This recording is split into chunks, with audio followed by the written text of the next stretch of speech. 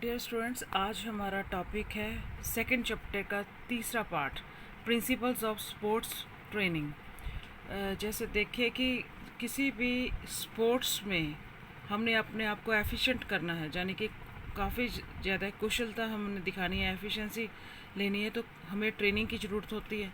तो देखिए इसमें हमारे क्या प्रिंसिपल्स है, क्या सिद्धांतों को देखते हुए हमने स्पोर्ट्स में ट्रेनिंग लेनी है, तो उसके बारे में बताया गया है।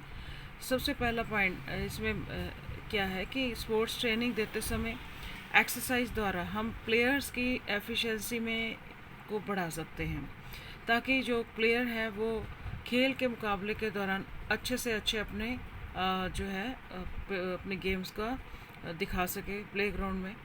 और इस उद्देश्य की प्राप्ति के लिए जो भी कोच होते हैं, प्लेयर्स के कोच अपने प्लेयर्स को सिखलाई के दौरान जो सिखलाई देते हैं उसके लिए कुछ सिद्धांतों का पालन करना उनके लिए बड़ा ज़रूरी होता है। तो अगर ये सिद्धांतों का सही से पालन किया जाए तो प्लेयर्स की तरक्की में किस तरह की कोई रुकावट नहीं आएगी। तो आज हम पढ़ेंगे principles of sports training. Page number 13 है आपका जो ई कंटेंट की बुक है उसमें। तो पहला पॉइंट आ जाता है प्रिंसिपल ऑफ कॉन्टीन्यूटी। अब आप देखिए कि कोई भी गेम आप खेलेंगे, एक सिद्धांत होता है कि आपने अगर गेम में प्रैक्टिस करना शुरू कर लिया है तो आपको वो प्रैक्टिस लगातार जारी रखनी है। ये नहीं है कि आपने एक दिन प्रैक्टिस कर ली है तो 10 दिन आप प्रैक्टिस के लिए नहीं जाएंगे, इससे आपकी एफिशिएंसी में वृद्धि नहीं होगी। आपको अपनी एफिशिएंसी बढ़ाने के लिए डेली प्रैक्टिस करनी है, जिससे आपकी जो गेम में एफिशिएंसी है वो बढ़े और आप अपने गेम में अच्छा प्रदर्शन कर सकें। सेकंड पॉइंट आ जाता है प्रिंसिपल ऑफ ओवरलोड। ओवरलोड का मतलब क्या है कि हमने जो भी अपनी स्पोर्ट्स में ट्रेनिंग करनी है, धीरे धीरे उसमें आपको इजी गेम से डिफ़िकल्ट गेम की तरफ लेके जाया जाता है। जैसे कि पहले अगर आपको कम भार उठाने के लिए दिया जाता है, धीरे धीरे आपको ज़्यादा इंक्रीज़ करते हुए भार को देना होता है, ताकि आपकी एफिशिएंसी बढ़ती जाए और आप अच्छे से प्रैक्टिस कर सकें। लेकिन इस दौरान यानी इस सिखलाई के दौरान ये बात ध्यान में रखी जाती है कि आपकी योग्यता कितनी है वो भार को उठाने के लिए। जैसे अगर वेट लिफ्टिंग करते हैं, आपकी योग्यता को भी देखा जाता है, आपकी उम्र को भी देखा जाता है। ये सारी चीज़ें ध्यान में रखते हुए ही आपको ट्रेनिंग में जो है प्रिंसिपल ऑफ ओवरलोड को अप्लाई किया जाता है।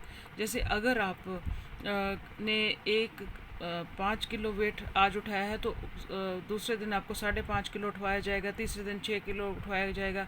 और अंडर ऑब्जर्वेशन जो आपको ट्रेनिंग दी जाती है। तो जैसे जैसे आपको ये दिया जाएगा, आपकी एफिशिएंसी गेम में ज़्यादा अच्छी होगी।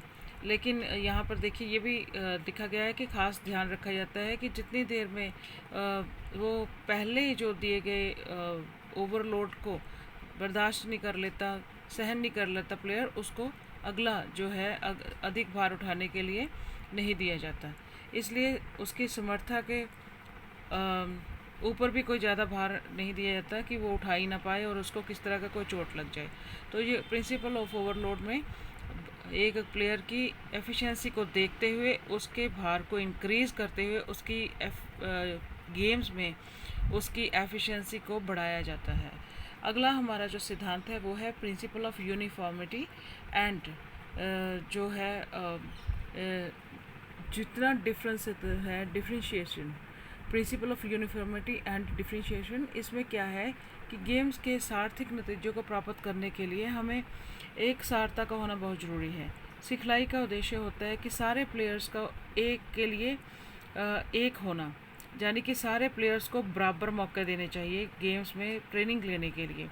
और लेकिन इसमें व्यक्तिगत अंतर को भी ध्यान में रखना चाहिए। अब व्यक्तिगत अंतर क्या है कि एक जो है प्लेयर वो ज़्यादा एज का है, वो ध्यान में रखा जाता है। ज़्यादा उम्र वाले को ज़्यादा एफर्ट्स करवाए जाते हैं, कम उम्र वाले को उसकी समर्था के अनुसार केयर करवाए जाते हैं। फिर हम देखते हैं कि बॉयज़ एंड गर्ल्स में भी अलग अलग प्रिंसिपल्स होते हैं ट्रेनिंग करने के लिए। तो इसको ध्यान में रखते हुए ये ट्रेनिंग जो है करवाई जाए। फोर्थ पॉइंट है principle of scientific and systematic training. Players को साइंटिफिक एंड सिस्टमेटिक ट्रेनिंग करवाई जाती है। अगर आपकी ट्रेनिंग जो है वो सिस्टमेटिक होगी और साइंटिफिक तरीके से कराई जाएगी तो इसके नतीजे अच्छे प्राप्त होंगे और प्लेयर्स जो है वो अपने गेम्स में अच्छी अपनी एफिशिएंसी दिखाएगा। और इस तरह की ट्रेनिंग देने के लिए एक विशेष प्रोग्राम जो है तैयार किया जाता है। अब गेम्स अलग अलग हैं, सभी गेम्स के अलग अलग प्रोग्राम तैयार किए जाते हैं ट्रेनिंग के।